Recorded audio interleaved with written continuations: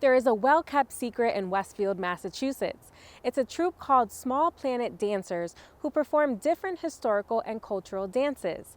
And as part of the celebration of the holidays in December, the company presented Wassail, a Victorian holiday. Throughout the program, Hannukah, Christmas, and the New Year were celebrated in different locations in Western Massachusetts. Connecting Point's Iohann Rashi Vega spoke with the choreographer and artistic director to learn more about the company and the way that history and entertainment can be shared through dance, music, and community. I've always enjoyed history, and dance is a passion of mine.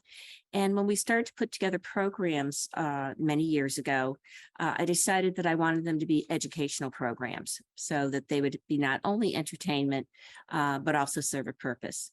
So I started off developing programs in certain genres, so that we might go out and teach about Celtic history, or might go out and teach about Middle Eastern dancing in relationship to culture. And we also got into historical periods. So we started off with World War II and World War I. The Civil War became very popular during a certain time frame of its anniversary. So what I started to develop was programming based on things that were relevant at certain time periods. So from there, I expanded out and said, well, let's incorporate things that are also period pieces. And that's how the concept of Wassail came up. So we were doing Victorian dances. We were talking about the Victorians. I had another variation of that we did in the Civil War time frame. And then Wassail was just a natural outflow of that. So it became a celebration, but I wanted to make sure that it encompassed everybody in a community. So that's why it celebrates really three events. It celebrates the Festival of Light for Hanukkah. It celebrates Christmas, and it also goes into the New Year.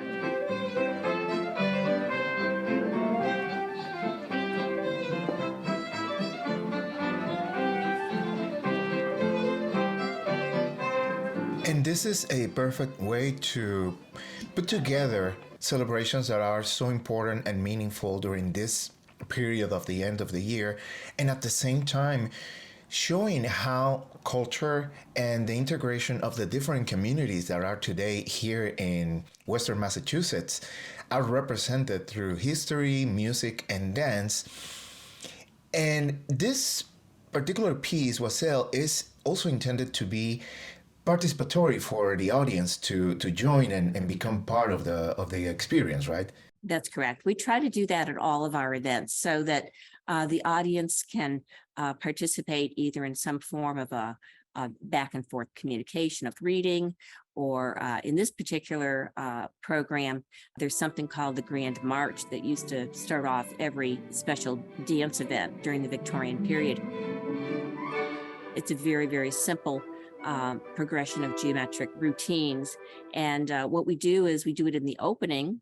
We call it the Nutcracker March, and we use some music from the Nutcracker to start off a nice march. And then at the end of the event, we invite the audience up to participate.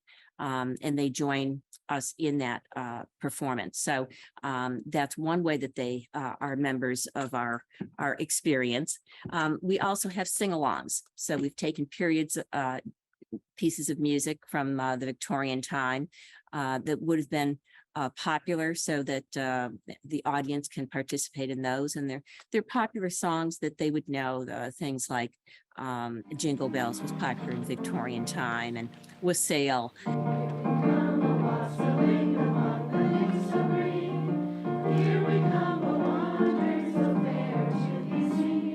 We'll have the word sheets printed out for them, and they can join in anytime. We also do a little bit of a parlor game. We have a poem that we read back and forth at the end to welcome in the new year.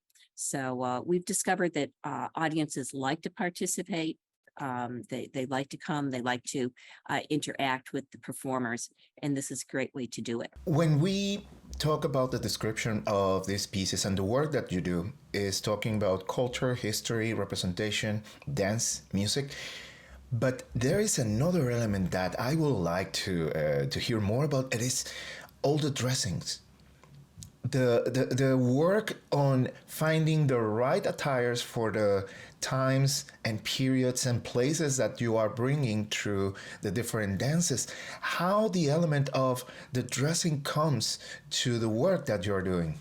We try to be very accurate in what we portray. So, if we're doing something like World War II, we actually buy costumes that represent World War II, for example. We'll go out and we will go on eBay and we'll go to different places to get uniforms and really try and do that. For the Victorian pieces, we bought reproduction types of patterns. The only thing that we do is we modify them. We have zippers simply because it's easier to get in and out of. But other than that, we're very, very accurate. For example, for the Civil War period, we make sure that our costuming doesn't have fine brocades or fancy silks, because during the Civil War, we didn't have those fabrics in the United States. That was a 5-year period where people were really suffering. So they would have used calicos. So we make sure that our Civil War period costumes are very much of that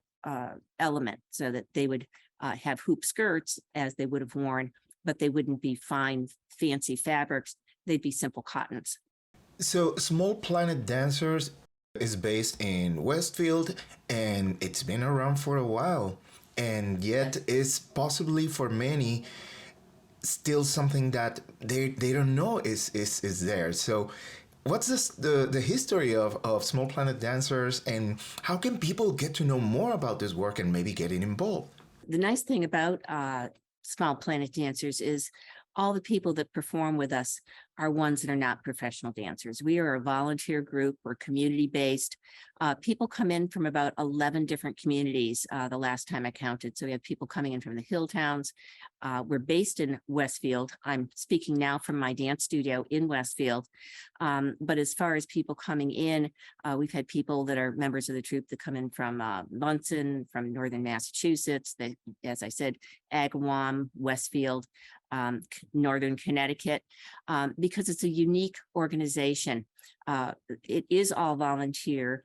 I teach everybody the routines, so you can come totally with no experience at all.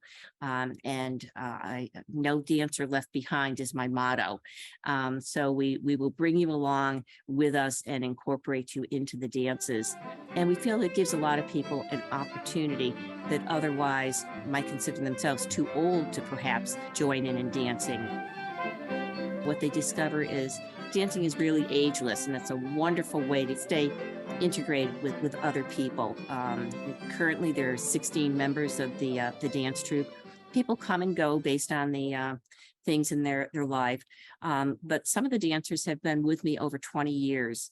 And as you said, we are a well-kept secret in Massachusetts. I'm constantly trying to help people know that there is this opportunity for them if they like to dance, if they'd like to consider some portion. We're always looking for musicians. We're always looking for singers to join in, so that it's a complete performance when we go out. Well, one of the things I thought I should mention is that we try to make history relevant for today.